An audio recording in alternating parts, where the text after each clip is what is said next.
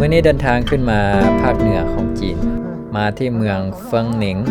นครเสิงเต๋อแขวงเหอเป๋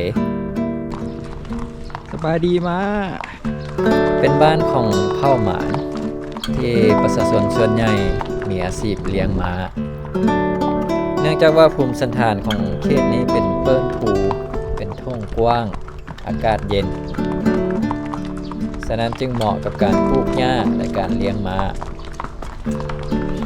ข้ามมาฮอดหมู่บ้านก็พบม้าเป็นจำนวนหลายเลยแหละ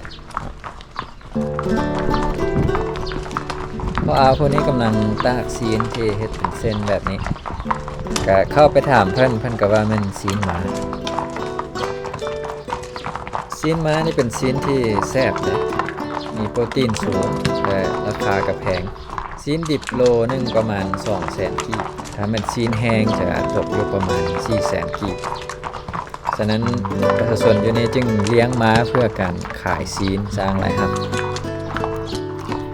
แต่ก่อนคนนิยมใช้ม้าเป็นพาหนะเดินทางมันบ่เอาคนเครื่องหรือว่าเอาแข่งเป็นกีฬาเนาะหรือบ่ซั่นก็แม่นขี่ออกไปต่อสู้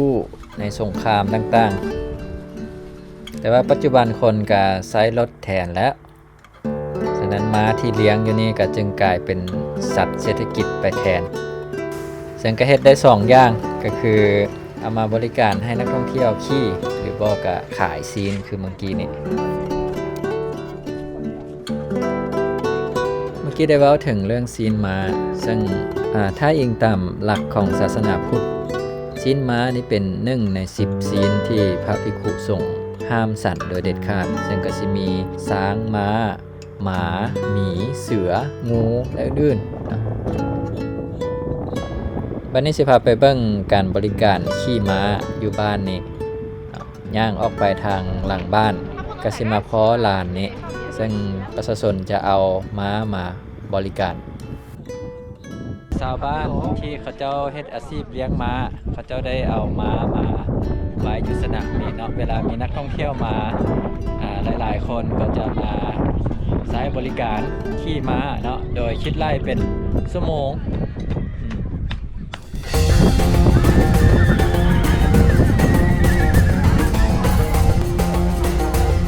ราคาของการขี่ม้าอยู่ในชั่วโมงละ 200,000 กีบถ้าเป็นเด็กน้อยก็จะมีเจ้าของมาจูงม้าให้แต่ถ้าเป็นผู้ใหญ่ที่รู้วิธีขี่ม้าแล้วก็สามารถขี่เองแบบให้ม้าแล่นได้เนาะ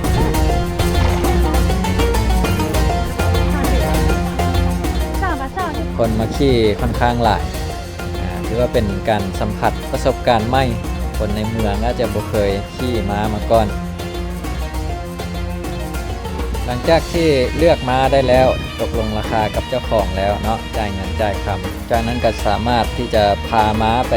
ซิ่งอยู่ทางเดินหญ้าด้านหลังได้เลยเนาะเนื้อที่หลายเฮกตาร์เอาไปแล่น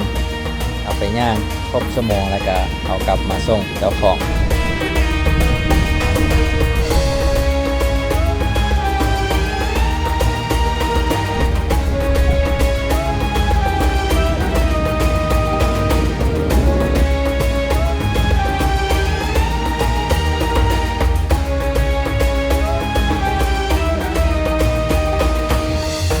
และอ้ายผู้นี้เพิ่นเป็นสร้างไส้เกือกตีนม้าเพิ่นจะขัดเล็บของม้าให้มันเพียงแล้วก็จะติดตั้งเหล็กเกือกใส่เล็บตีนของม้าเพื่อป้องกันการลุ่ยหรือการจี้แตกของเล็บตีนม้าใส่แล้วก็จะเป็นแบบนี้มันก็สิแล่นได้ดีแล้วก็เล็บตีนมันจะบ่ลุ่ยไหวเมืองนี้ยังมีสิ่งที่น่าสนใจอีกหลายอันหลายแนวอย่าลืมติดตามชมในคลิปต่อไปเนาะสิเอาแนวงามๆมาสู้กันเบิ่งคลิปนี้สำนี้ก่อนบ๊ายบาย